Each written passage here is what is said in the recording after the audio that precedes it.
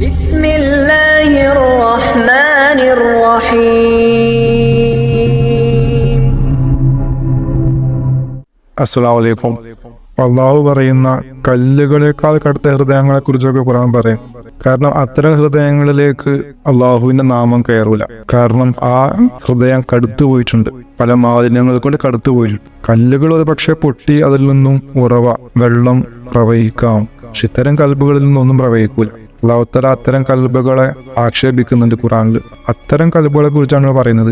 അവയിലും കാസിയതി ഖുലൂബുഹും മിൻ സിക്രില്ലാഹി എന്ന് പറയുന്നത്. എന്നിട്ട് അള്ളാഹു പറയുന്നുണ്ട് ഊലായിക ഫീ ളലാലിൻ മുബീൻ, അവർ വ്യക്തമായ വഴികേടിലാണ്. ഇതവർക്ക് മനസ്സിലായാലും ഇല്ലെങ്കിലും ശരി, വഴികേട് തന്നെ. പിന്നെ വഴികേട് ഒരാൾക്ക് മനസ്സിലായിക്കൊണ്ട് വഴികേടിലാവാൻ നിൽക്കൂലല്ലോ. അപ്പൊ മനസ്സിലാവാത്ത തന്നെയാണ് മെയിൻ വിഷയം. പക്ഷെ മനസ്സിലാക്കൽ ആവശ്യമാണ്. പക്ഷെ മൂമിനീങ്ങൾക്ക് അത് മനസ്സിലാക്കാൻ തൗഫീഖ് ഉണ്ടാവും, മൂമിനീങ്ങൾ അല്ലാത്തവർക്ക് അതിനും തൗഫീഖ് ഉണ്ടാവില്ല. ഇതേപോലെ സാമ്യമായ ഒരു ആയത്താണ് സൂറത്തുൽ അൻആമിൽ പറയുന്നത്. സൂറത്തുൽ അൻആമിൽ 125 ആയത്തുണ്ട്. അതിന്റെയും കണ്ടന്റ് ഏകദേശം ഇതേപോലെ തന്നെയാണ്. ബിസ്മില്ലാഹിർ റഹ്മാനിർ റഹീം. ഫമൻ യുരിദില്ലാഹു അൻ യഹ്ദിയഹു യശ്റഹ് സദ്റഹു ലിൽ ഇസ്ലാം. ഏതൊരാളെ അല്ലാഹു തആല ഹിദായത്തിലാക്കാൻ ഉദ്ദേശിക്കുന്നുണ്ടോ അവൻ എന്താ ചെയ്തു കൊടുക്കുക? ശരാസദർ ചെയ്തു കൊടുക്കും. എന്തിനു വേണ്ടി? ഇസ്ലാമിന് വേണ്ടി. ഇപ്പൊ ശരാസദർ ചെയ്യുന്നതിന് എന്തിനു വേണ്ടിയിട്ടാണ്? ഇസ്ലാം പഠിക്കാൻ വേണ്ടിയിട്ടാണ്. അല്ലാഹു തആല ഉദ്ദേശിച്ചു കഴിഞ്ഞാൽ അതാ ചെയ്തു കൊടുക്കുക. എന്തിന്? ഹിദായത്ത് കൊടുക്കാൻ അള്ളാഹു ഒരാളെ ഉദ്ദേശിക്കാണ്. അള്ളാഹു ആഗ്രഹിക്കുന്നതും ഉദ്ദേശിക്കുന്നതും വ്യത്യാസമുണ്ട്. ആഗ്രഹിക്കുക എന്ന് പറയുമ്പോൾ പ്രവൃത്തിയിലേക്ക് നീങ്ങുന്നില്ല, പക്ഷെ ഉദ്ദേശം എന്ന് പറഞ്ഞാൽ പ്രവൃത്തിയിലേക്ക് നീങ്ങാനുള്ള ജസ്റ്റ് മുമ്പുള്ള അവസ്ഥയാണ്. അള്ളാഹു തആല ഒരാൾക്ക് ഹിദായത്ത് കൊടുക്കാൻ ഉദ്ദേശിച്ചു കഴിഞ്ഞാൽ പിന്നെ അത് നടത്താൻ പോവാണ്. അങ്ങനെ നടത്താൻ പോവാൻ ഉദ്ദേശം പൂർത്തിയായി കഴിഞ്ഞാൽ പിന്നെ അവൻ ആദ്യം ചെയ്തു കൊടുക്കുന്ന പണി എന്താണ്? അവന്റെ ശരാസദർ ചെയ്തു കൊടുക്കും. അത് അള്ളാഹു തആല നബി തങ്ങൾക്ക് ചെയ്തു കൊടുത്ത പോലെയല്ല ചെയ്യുക. അവനെ അള്ളാഹുവിന്റെ ഭാഷത്തിൽ ബന്ധമുള്ള ഷെയ്ഖിലേക്ക് പറഞ്ഞേക്കും. അതിനുള്ള കാര്യങ്ങൾ ചെയ്തു കൊടുക്കും. അങ്ങനെ ഷെയ്ഖിലെത്തിക്കൊണ്ട് ഷെയ്ഖിലും ദിക്ർ സ്വീകരിച്ചു കൊണ്ട് എന്ത് ചെയ്യും? അവന്റെ ശരാസദർ ഷെയ്ഖ് വഴി അള്ളാഹുത്തല തുറന്നു കൊടുക്കും. ഹിദായത്തിന്റെ വിഷയം പറഞ്ഞത്. ഹിദായത്തിലാവുമ്പോൾ അള്ളാഹ് ചെയ്തു കൊടുക്കുന്ന പരിപാടി ഇതാണ്. ഹിദായത്തിൽ നിന്നും വഴികേടിലൊക്കെ ഉദ്ദേശിച്ചു കഴിഞ്ഞാലോ അത് സൂറത്തുൽ കഹ്ഫിൽ പറയുന്നുണ്ടല്ലോ 17 ആയത്തിൽ ഫലൻ തജിദ് ലഹു വലിയൻ മുർഷിദ എന്നുള്ളത്. അള്ളാഹു ആരെങ്കിലും ദുർമാർഗത്തിലാക്കാൻ ഉദ്ദേശിക്കുന്നുണ്ടെങ്കിൽ അവന് വലിയായ മുർഷിദിനെ കാണിച്ചു കൊടുക്കുക എന്നുള്ളത്. അങ്ങനെയല്ല അതിന്റെ അർത്ഥം പറയേണ്ടത്. മുർഷിദായ വലിയനെ തിരിച്ചു പറയണം. കാരണം എല്ലാ ഔലിയാക്കളും എന്തല്ല മുർഷിദല്ല, എന്നാൽ എല്ലാ മുർഷിദും ഔലിയാക്കളാണ്. കാരണം മുർഷിദിന് വഴി കാട്ടി കൊടുക്കൽ നിർബന്ധമാണ്, അവരെ ഏൽപ്പിച്ച ഡ്യൂട്ടിയാണത്. എന്നാൽ എല്ലാ ഔലിയാക്കൾക്കും നിർബന്ധമുണ്ട്. അപ്പൊ ഔലിയാക്കളിൽ നിന്ന് തെരഞ്ഞെടുത്ത ആളുകൾക്ക് ഇജാസിയത്ത് മുഖേന ഇതിനു മുഖേന കൊടുക്കുന്ന ഒരു ഡ്യൂട്ടിയാണ് ഇർഷാദ്, മുർഷിദ് ആക്കി കൊടുത്ത് ഹിദായത്തിലേക്ക് കൊണ്ടുവരല്. അതുകൊണ്ടാണ് അല്ലാഹു തആല ഈ വാക്യത്തിൽ ആദ്യം വലിയ എന്ന് ഉപയോഗിച്ചുകൊണ്ട് പിന്നെ മുർഷിദ് എന്ന് ഉപയോഗിക്കുന്നത്. ആദ്യം വലിയ ആയിട്ടാ വരിക, പിന്നെ മുർഷിദ് ആവുന്നത്. ഇവിടെ പറയുന്നത് അല്ലാഹു തആല വഴികേടിലാക്കാൻ ഉദ്ദേശിക്കുന്നവർക്ക് ഒരു വലിയനും മുർഷിദിനും കൊടുക്കൂല എന്നുള്ളത്, മുർഷിദിനെ കൊടുക്കൂല എന്നുള്ളത്. അവിടെ പറയുന്ന അല്ലാഹു തആല യഥാർത്ഥത്തിലാക്കാൻ ഉദ്ദേശിച്ചു കഴിഞ്ഞാലോ അവന്റെ ശരാസദർ ചെയ്തു കൊടുക്കുന്നുള്ളത്. രണ്ടും ഒന്ന് തന്നെ കാര്യം. ഇസ്ലാം പഠിക്കണമെന്നുണ്ടെങ്കിൽ, ഇസ്ലാം മനസ്സിലാക്കണമെന്നുണ്ടെങ്കിൽ ശരാസദർ കൂടാതെ ഒരാൾക്കും സാധ്യമില്ല. ആര് എന്ത് വാദിച്ചിട്ടും കാര്യമില്ല. ആ വാദം എന്തായി തീരും? അള്ളാഹുവിന്റെ അധ്യാപനത്തിന് എതിരായി തീരും. അങ്ങനെ ആവുള്ളൂ. ശരാസദർ ചെയ്യുന്ന അവസ്ഥ അത് ചെയ്തതിന് ശേഷമല്ല, അത് അറിയുന്നില്ലല്ലോ. പിന്നെ പറയുന്ന കാര്യങ്ങളെല്ലാം അവന്റെ നെഫ്സിന്, അവന്റെ ശൈത്താന് അനുസരിതമായിട്ട് പറയുന്ന ഓരോ വിഷയങ്ങളാണ്. അതിൽ വലിയ വിലയൊന്നും ആരും കൽപ്പിക്കുന്നില്ല. പിന്നെ ആയതിൽ അതിനുശേഷം പറയുന്നുണ്ട് ഒമൈ യുരിദ് അൻ യുദില്ലഹു യജ്ഹൽ സദറഹു വയ്യികൻ ഹറജൻ കഅന്നമാ യസ്ഖദു ഫിസ്സമാ. ഏതൊരാളെ അല്ലാഹു തആല പിഴവിലാക്കാൻ ഉദ്ദേശിക്കുന്നുണ്ടോ, നേരത്തെ നമ്മള് സൂറത്തുൽ കഹ്ഫിൽ പറഞ്ഞ പോലെ തന്നെ യജ്ഹൽ സദറഹു, അദ്ദേഹത്തിന്റെ നെഞ്ചിനെ എന്താക്കും? കൽബിനെ എന്താക്കും? വയ്യികൻ, അത് ഇടുങ്ങിയതാക്കും. ഹറജൻ കഅന്നമാ യസ്ഖദു ഫിസ്സമാ, ആ ഒരു നെഞ്ചിനെ ഇടുങ്ങിയതും അതേപോലെ ഞെരുങ്ങിയതുമാക്കും. ആകാശത്തിലേക്ക് കയറിപ്പോകുന്ന ഒരാളെ പോലെ. ആകാശ ലോകത്തേക്ക് എന്ന് പറഞ്ഞു കഴിഞ്ഞാൽ ഉയരത്തിലേക്ക് കയറുന്ന സമയത്ത് മനുഷ്യൻ എന്ത് ചെയ്യും? ശ്വാസം എടുക്കാൻ ബുദ്ധിമുട്ട് അനുഭവപ്പെടും. എഞ്ചിന്റെ ഉള്ളിൽ ഒരു ബ്രീത്തിങ് ഡിസ്കംഫേർട്ട് അനുഭവപ്പെടും. ആ ഒരു ബുദ്ധിമുട്ട് പോലെ ഇയാൾക്ക് ബുദ്ധിമുട്ട് അനുഭവപ്പെടും. നെഞ്ചിന്റെ ഉള്ളിൽ കൽബിന്റെ ഇടുക്കം അനുഭവപ്പെടും. ഇത് പറയാൻ കാരണം എന്താണ്? അപ്പൊ ശരാസദറിന്റെ വിശദമായ വിശദീകരണം കേൾക്കുമ്പോഴേ നമുക്ക് വ്യക്തമാവുള്ളൂ. നമ്മൾ പറഞ്ഞു കഴിഞ്ഞതാണ്. ഒരു കുട്ടി ജനിക്കുന്ന സമയത്ത് സെക്കൻഡുകൾക്കകം അല്ലാഹു തആല ആലം അർവാഹിൽ നിന്നും ഒരു മലക്കിനെ പറഞ്ഞു. ആ മലക്കിന്റെ കയ്യില് ഈ കുട്ടിയുടെ നെഞ്ചിലേക്ക് കയറ്റാൻ ആവശ്യമായ റൂഹ് ഉണ്ടായിരിക്കും.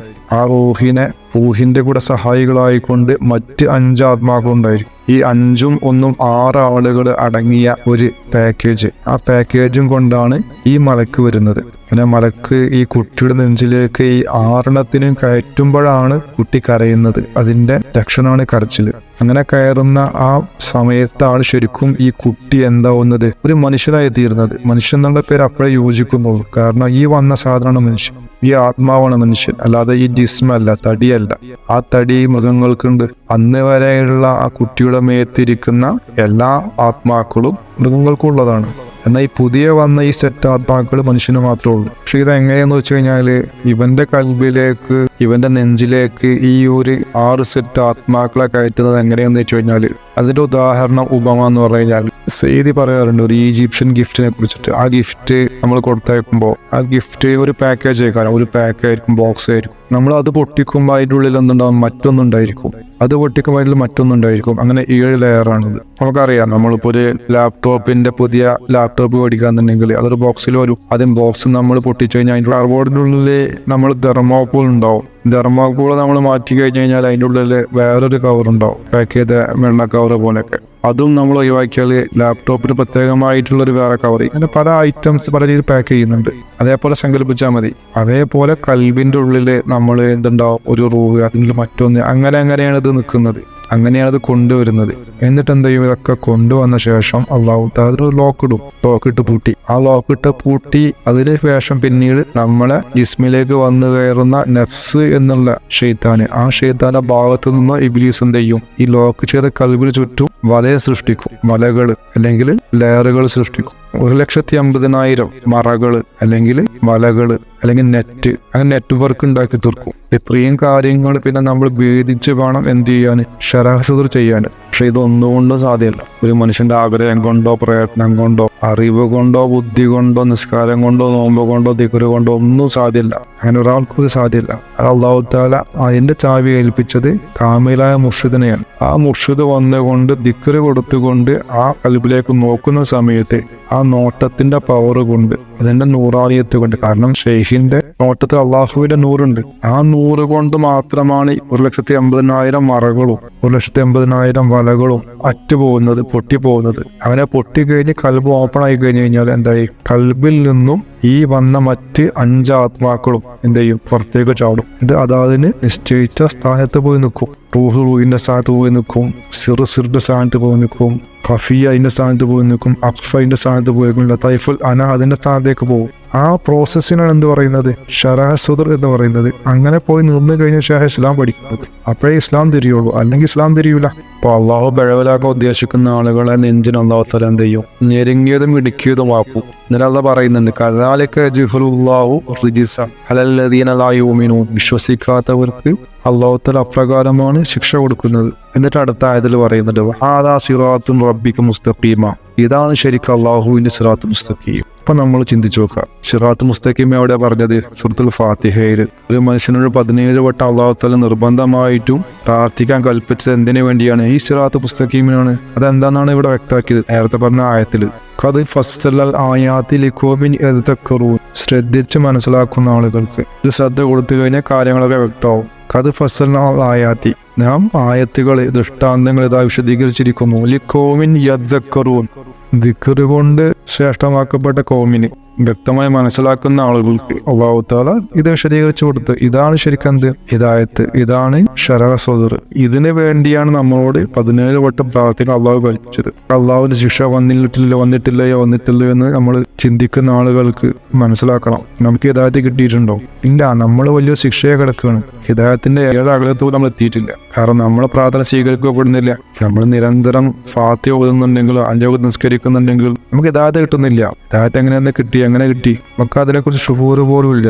നമ്മൾ ഹിദായത്ത് അല്ലാത്തതിന് ഹിദായത്താണ് എന്ന് ധരിച്ചുകൊണ്ട് മുന്നോട്ട് പോയിക്കൊണ്ടിരിക്കുകയാണ്. ഏറ്റവും വലിയ നാശമാണ്. കാരണം അല്ലാഹു തആല അപമാനിക്കാൻ ഉദ്ദേശിക്കുന്നവർ ശുഹൂർ എടുത്തു കളയുന്നതാണ്. കാര്യം വ്യക്തമാക്കിയിട്ടും അവർക്ക് ഈ കാര്യം വ്യക്തമാകുന്നില്ല എന്നുണ്ടെങ്കിൽ അതിന്റെ അർത്ഥം അവർക്ക് അല്ലാഹു തആല ശുഹൂർ എടുത്തു കളഞ്ഞിട്ടുണ്ട്. പിന്നെ അവർ നാശത്തിലേക്കാണ് പോകുന്നത്. കാര്യം വ്യക്തമാക്കുന്ന സമയത്ത് ഇതിലേക്ക് ബോധം വരൽ നല്ല ലക്ഷണമാണ്. ശ്രദ്ധിച്ച് മനസ്സിലാക്കുന്ന ആളുകൾക്ക് എന്തുണ്ട്, ഇവിടെ അറിവുണ്ട്, ഇൽമുണ്ട്, അവർക്ക് ഗുണപാഠമുണ്ട്, ഹിദായത്തുണ്ട്, എല്ലാം ഉണ്ട്. ശ്രദ്ധിച്ച് മനസ്സിലാക്കാത്ത ആളുകൾക്ക് ഒന്നും ഉപകാരപ്പെടൂല.